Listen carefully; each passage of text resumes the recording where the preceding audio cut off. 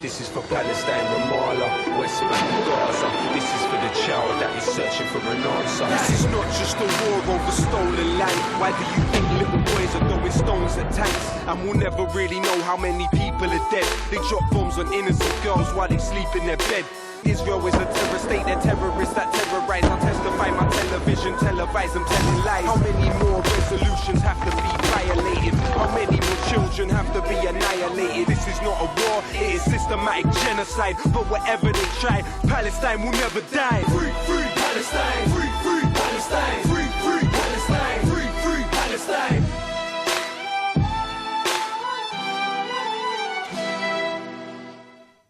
Hola, soy Chris Williamson y usted está viendo Palestina Desclasificada, donde exponemos la guerra global del régimen israelí contra la solidaridad con el pueblo palestino ocupado ilegalmente. En el programa de hoy analizaremos el impacto de la Revolución Islámica de Irán en 1979 en la lucha por la liberación de Palestina. En nuestro primer informe, Latifa Abu Chakra destaca la afinidad de Irán con Palestina y su inquebrantable solidaridad con la resistencia palestina.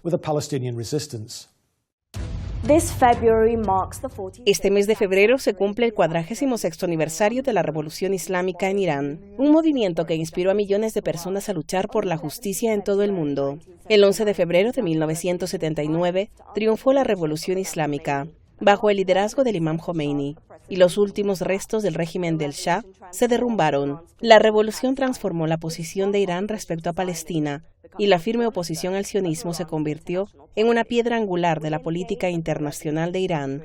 A los pocos días de la victoria de la revolución, el líder emblemático de la Organización para la Liberación de Palestina, Yasser Arafat, recibió una bienvenida de héroe en Irán. Fue el primer dignatario extranjero que visitó la nueva República Islámica. La visita fue una importante muestra de unidad. Arafat había apoyado a los revolucionarios iraníes en su lucha contra el Shah, condenando al monarca como una herramienta del imperialismo occidental. Irán se convirtió rápidamente en un aliado comprometido de la Organización para la Liberación de Palestina, a la que ofreció apoyo político, financiero y moral.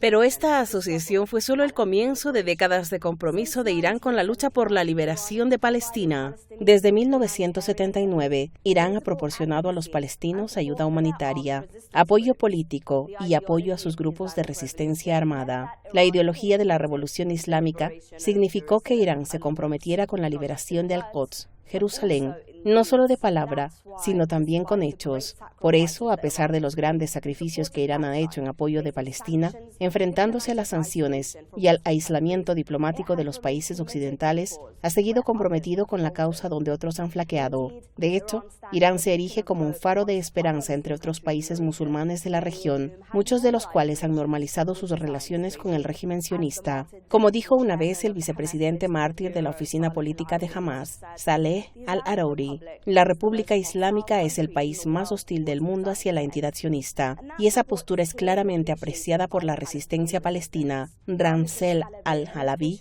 un funcionario de la Yihad Islámica Palestina, ha dicho: «Pido a Dios que recompense a Irán en mi nombre y en el nombre del pueblo palestino. Ellos son los que nos apoyan con armas, dinero y alimentos. Es solo uno de los muchos dirigentes palestinos, como los mártires dirigentes de Hamas, Yahya Sinwar e Ismael Haniyeh, que han manifestado públicamente su gratitud por el apoyo del pueblo iraní a Palestina. En este aniversario de la Revolución Islámica, con un alto el fuego en Gaza que debería haberse establecido hace tiempo, es importante reconocer la contribución duradera del Irán revolucionario a la lucha por la liberación de Palestina».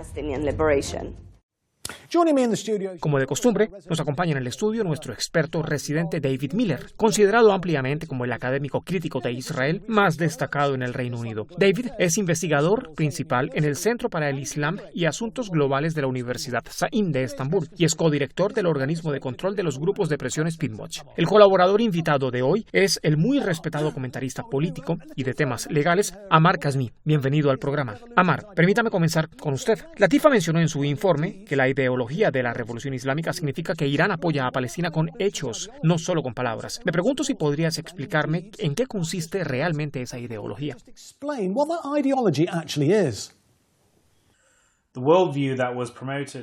La visión del mundo que promovía el imam Jomeini era a la vez muy espiritual y materialista en su modo de entender la política. El imam Jomeini era un operador bastante astuto y práctico, lo que lo hacía muy eficaz.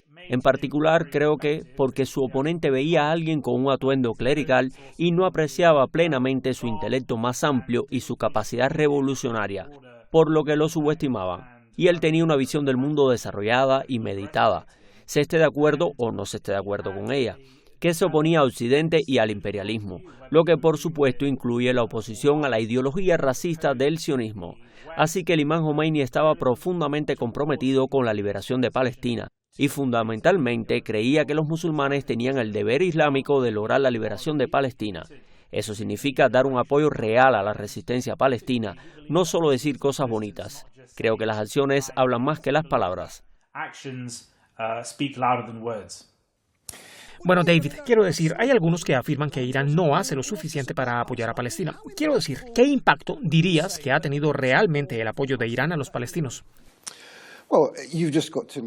Bueno, basta con observar las palabras de los líderes de la resistencia palestina. No me refiero solo a la Yihad Islámica Palestina y a Hamas, que son, por supuesto, los movimientos de resistencia islámica, sino también a los movimientos guerrilleros seculares, marxistas y de izquierda, como el FPLP y el FDLP. Todos ellos, cada una de las facciones armadas de la resistencia palestina, han dicho que no podrían existir de la forma en que lo han hecho y que no podrían haberse enfrentado a los sionistas de la forma en que lo han hecho durante la última década sin la contribución clave de la República Islámica de Irán y en particular a través del papel de Qasem Soleimani, quien por supuesto fue asesinado hace 5 años por Donald Trump, y fue gracias a la participación de Irán y a su financiación y apoyo al eje de resistencia de Hezbollah en el Líbano, al Hashad al-Shaabi en Irak y por supuesto al gobierno de Bashar al-Assad en Siria, que sin esos apoyos no habría habido posibilidad de enfrentarse al régimen sionista y de hecho no habría habido posibilidad de lanzar la tormenta de Al-Aqsa. Así que ha sido crucial, absolutamente crucial, y cualquiera que sepa algo al respecto debería reconocerlo y debería escuchar lo que la propia resistencia palestina dice al respecto.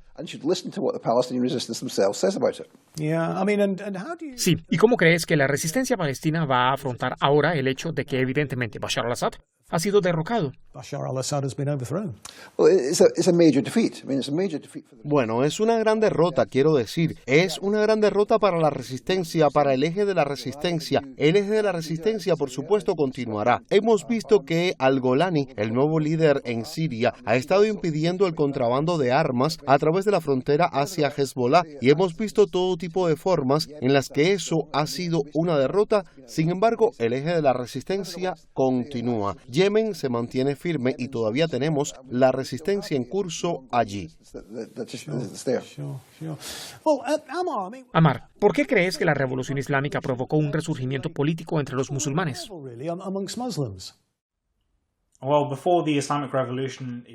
Mucho antes de la revolución islámica, el mundo musulmán, tanto suní como chií, estaba en gran medida dormido.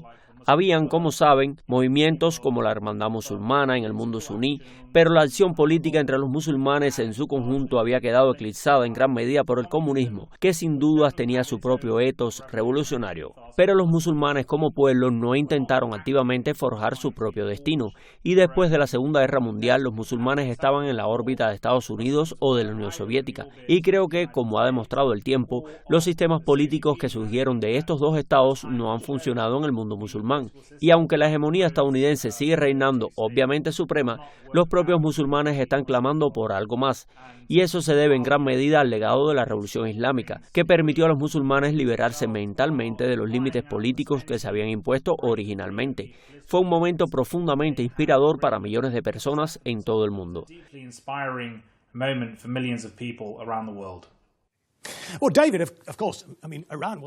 Bueno, David, Irán fue el objetivo número 1 de las sanciones occidentales durante muchos años, hasta que, por supuesto, lo superaron las sanciones contra Rusia a partir de 1992. ¿Dirías que fue la solidaridad inquebrantable de Irán con Palestina lo que provocó la ira de la clase política occidental para tratar a Irán de esta manera?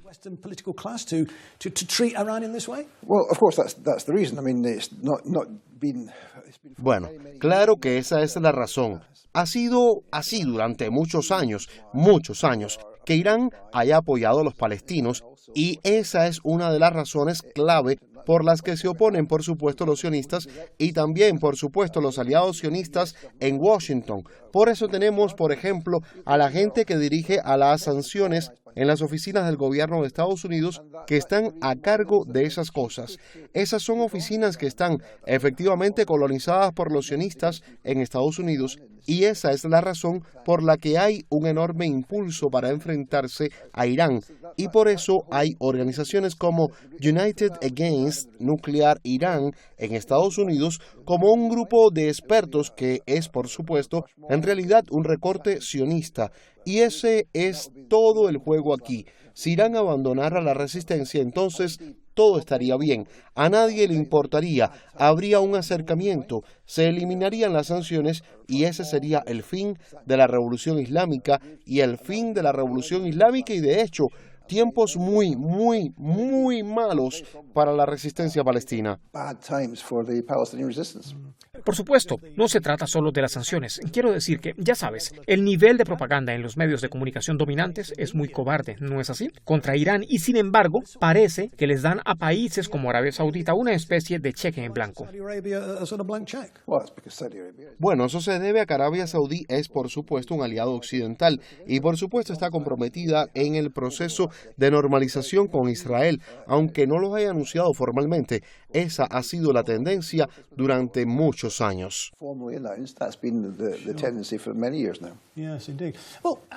Bueno, Amar, ¿cómo dirías que la oposición de Irán al sionismo y su apoyo a Palestina han moldeado su relación con otros países de mayoría musulmana?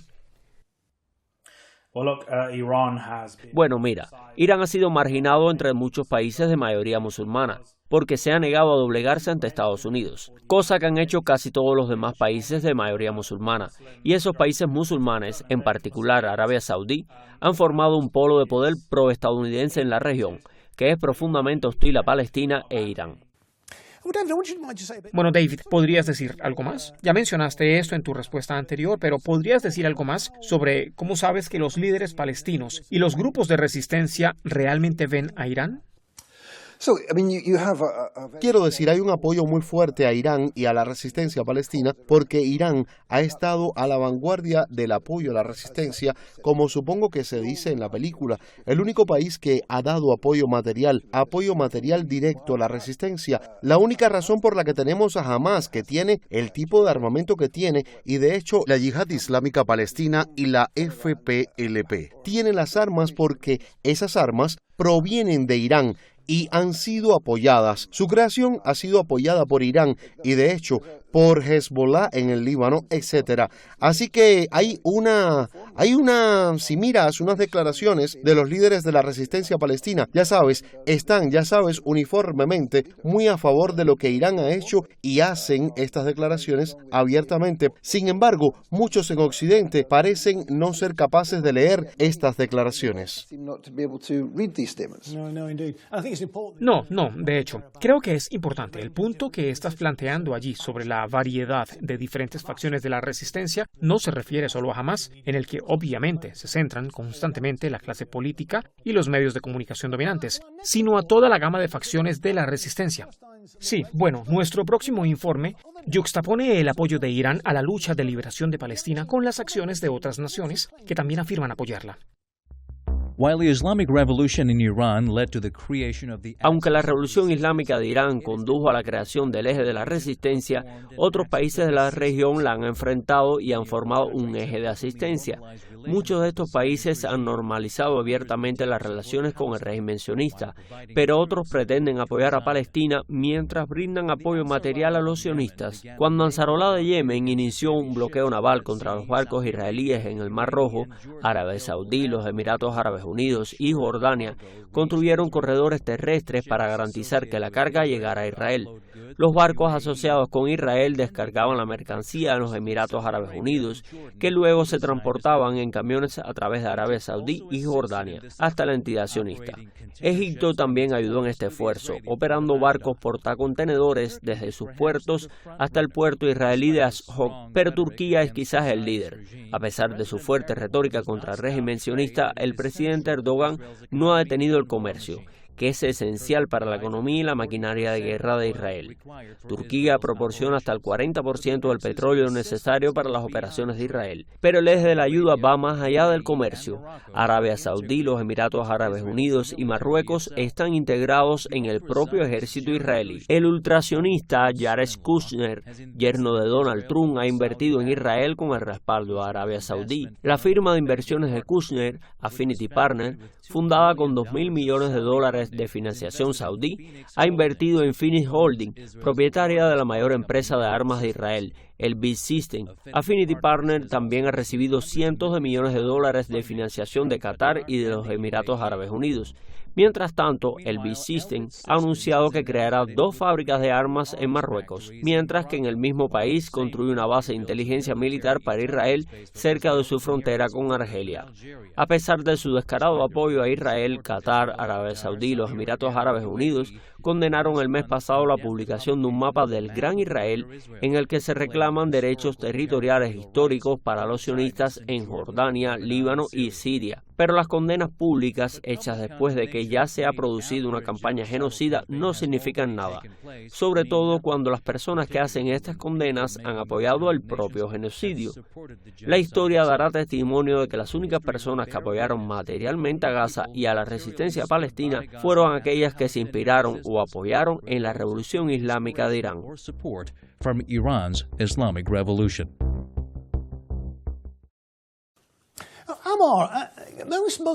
Amar, la mayoría de los musulmanes del mundo apoyan a Palestina. ¿Cómo es posible que exista un eje de asistencia como el que se menciona en la película? Unfortunately, most of the Muslim world is governed by people who don't represent their sentiments. Lamentablemente, la mayor parte del mundo musulmán está gobernado por personas que no representan sus sentimientos. Los musulmanes de todo el mundo apoyan abrumadoramente a Palestina. Se oponen profundamente al sionismo, pero sus líderes a menudo cuentan con el respaldo de Estados Unidos. Los sionistas apoyan a dictadores y familias reales que dirigen estados increíblemente represivos, que incluso encarcelan a personas simplemente por protestar en apoyo a Palestina. Algunos de esos países, como Arabia Saudita, Qatar y Jordania, tratan de pacificar a sus poblaciones dando, ya saben, un guiño simbólico a Palestina con un poco de ayuda de vez en cuando. Bueno, David, ya sabes, la presidencia anterior de Donald Trump hizo hincapié en la normalización árabe, ¿no? La normalización árabe con Israel. Es decir, y empezó de nuevo, ¿no? Hace poco vi un informe del Atlantic Council que decía que la normalización entre Arabia Saudí e Israel está al alcance. Era el titular. Sí, lleva muchos años desarrollando la normalización. Los Emiratos Árabes Unidos han estado a la cabeza de esto y hemos escrito sobre ello con éxito, sobre el lobby de los Emiratos Árabes Unidos y su impulso a la normalización. Y en Arabia Saudita el proceso de normalización también lleva años en marcha, pero ha sido encubierto y ha sido, sí, dirigido por los Emiratos Árabes Unidos. Los saudíes han estado involucrados, pero no han querido anunciarlo públicamente, así que están trabajando para encontrar una manera de hacerlo. Por supuesto, la participación de Kushner y Trump es un elemento clave de eso. Por supuesto, intentarán extender ese proceso por toda la región, involucrando, por supuesto, también a Qatar, que pretende apoyar a los palestinos, y, por supuesto, Turquía, que también está allí en la mezcla, aunque nuevamente finjan ser pro-palestinos.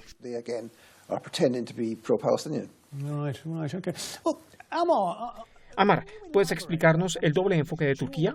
¿Criticar a Israel retóricamente por un lado y mantener vínculos diplomáticos y comerciales por el otro?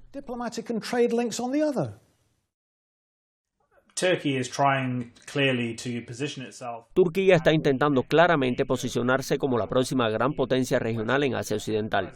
Y el presidente Erdogan quiere presentar una estética de sultán neotomano como un supuesto defensor de la comunidad musulmana global. Pero la realidad es que Turquía es parte de la alianza militar occidental de la OTAN. Erdogan es un títere de los Estados Unidos y en privado apoya al régimen sionista, pero públicamente, para engañar a los musulmanes, Turquía se presenta como un país pro-palestino. Pero si ese fuera el caso, con uno de los ejércitos más grandes de la región, Erdogan podría haber hecho algo para detener la campaña genocida de los sionistas. Pero en lugar de eso, estaba suministrando el 40% de su petróleo y alimentando directamente la maquinaria de guerra israelí. Así que no creo que nadie se lo crea realmente. Israeli war machine. So I don't think anybody buys that, really. Bueno, David, ¿podrías explicarnos un poco más el papel de Jared Kushner en el eje de asistencia? Bueno, como se puede escuchar en la película, hubo una gran inversión en Affinity Partners y Affinity Partners en Phoenix Holdings, propietaria de Elbit, la mayor empresa armamentística israelí. El dinero procede del Fondo Soberano de Arabia Saudita y por supuesto también de Qatar y de los Emiratos Árabes Unidos, por lo que hay un motivo financiero muy fuerte. Y justo antes de que Trump fuera elegido presidente, Kushner estaba involucrado en la inversión, aumentando su inversión en esta empresa que está involucrada en la construcción de asentamientos, por supuesto ya de manera sustancial. Así que obviamente hay una presión allí para tener los apartamentos frente a la playa en Gaza, y ese es su objetivo. Y Kushner, por supuesto, es un ultrasionista. No es solo Kushner el ultrasionista de la administración Trump, como sabemos, pero no es él, quiero decir. Va a un espectáculo en Washington que está dirigido por Chabad, la secta genocida de la que hemos hablado, por supuesto, una de sus fundaciones que ha enviado grandes sumas de dinero a Chabad. De hecho, incluso Donald Trump ha enviado dinero a Chabad en el pasado. Así que lo que estamos viendo aquí es una coalición de intereses que están tratando de impulsar un gran Israel y de hacerlo utilizando aliados en el proceso de normalización.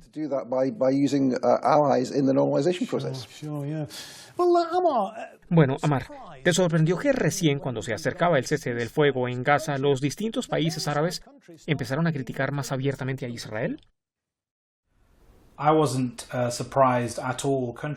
No me sorprendió que a países como Qatar, por ejemplo, le guste apoyar a Palestina de palabras y ofrecer un poco de ayuda sin sentido aquí y allá. Pero la verdad es que están en la órbita política de los Estados Unidos y países como los Emiratos Árabes Unidos apoyan directa y abiertamente a Israel. El hecho de que estos países ahora ofrezcan algunas condenas mansas después de que decenas de miles de personas ya han sido masacradas y cientos de miles hayan sido desplazados no es de ninguna ayuda, pero no quieren ayudar. Todo esto se trata de intentar salvar su reputación y francamente es vergonzoso que a estos países se le atribuya el mérito de lograr un alto al fuego y de ayudar a Palestina, mientras que las personas y los actores que han hecho todo el trabajo pesado, que incluyen a Irán, no reciben el crédito ahora. No olvidemos que es Irán el que suministró armas a la resistencia palestina y libanesa. Es Irán el que lanzó misiles balísticos contra Israel. Irán ha sido sancionado y aislado por su apoyo a Palestina, mientras que Qatar, Arabia Saudí y Turquía y otros países han ayudado directamente a Israel en su campaña genocida.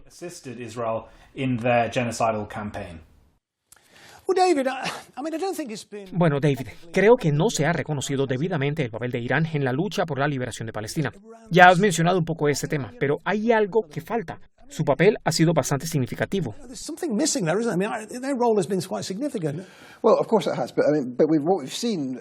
Bueno, por supuesto que sí. Quiero decir, lo que hemos visto con la caída de Siria, el desmembramiento de Siria por parte del eje de Daesh Al-Qaeda, actuando en nombre de la CIA y los sionistas, lo que hemos visto es una verdadera resistencia y la insinuación de que el único problema en Líbano o en Siria es el problema causado por las milicias iraníes, no por Al-Qaeda y el ISIS-Daesh de la CIA y los sionistas, sino por las milicias iraníes, y por eso ha habido una verdadera insistencia a surgir, especialmente entre los musulmanes, que el problema en Oriente Medio y en Asia Occidental es Irán, la intromisión de Irán, el imperialismo de Irán.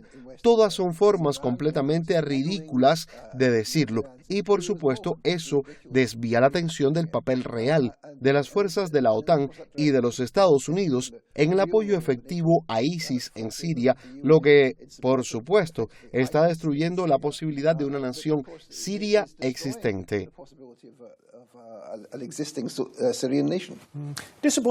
Lo decepcionante, por supuesto, es que, ya sabes, mucha gente parece creer en esa propaganda, ¿no es así? Bueno, hasta que empezó el asunto sirio teníamos una comunidad musulmana unida. La opinión musulmana global sobre Palestina y lo que ha ocurrido en Siria ha dividido a la opinión pública musulmana, y creo que eso es realmente muy preocupante. Bueno, me temo que ya no nos queda tiempo, así que gracias por sintonizarnos y gracias a nuestro invitado, Amar Kazmi, y por supuesto a nuestro experto residente, el profesor David Miller. Recuerden, pueden seguir el programa en X, Facebook, Rumble y Telegram, donde publicamos clips y actualizaciones regulares. Y les recuerdo, como siempre, que si comparten nuestro contenido en sus plataformas de redes sociales, pueden contribuir a contrarrestar la propaganda pro-Israel de los medios corporativos. Bueno, nos despedimos hasta la próxima semana con una nueva entrega de Palestina Desclasificada.